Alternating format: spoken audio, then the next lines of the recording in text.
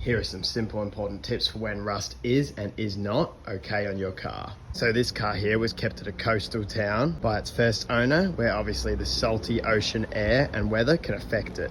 Not to mention when it rains in these coastal towns and you drive in the wet weather, salt from the roads can splash up onto the underbody of the car.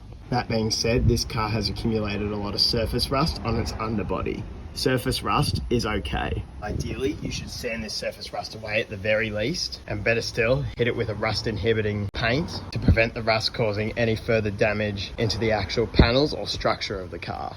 Speaking of which, you can see if we go down here to the K-frame in the engine bay, there used to be bits of rust all along here, but the majority of it was sanded away and painted over with black rust inhibiting paint. But if the car is no longer in the environment that caused it to become rusty in the first place, as mentioned, the coastal town for this car, then theoretically, the surface rust shouldn't get any worse. On the contrary, the type of rust that's not okay is rust that's gone deeper into the panel, as it'll compromise the structure and integrity of the panel. If it's only one panel and it's obviously become rusty because of some damage caused by an impact, then the rest of the car should be okay. You might just want to get that one panel repaired or replaced. But if it's deep into several panels that you can see around the car, then you can bet it's also going to be deep rust into important parts under the car and the structure of the car. Thankfully, I don't really have an example to show you on this car, but basically if the panel's starting to become brittle, or worse still, it's falling apart when you touch it, or you can break the rust with your hand, then run away. Never buy a car with that kind of rust. You may have seen those rust kick videos where someone kicks a very rusty panel and it just shatters on impact. That is a very perfect example of what to avoid.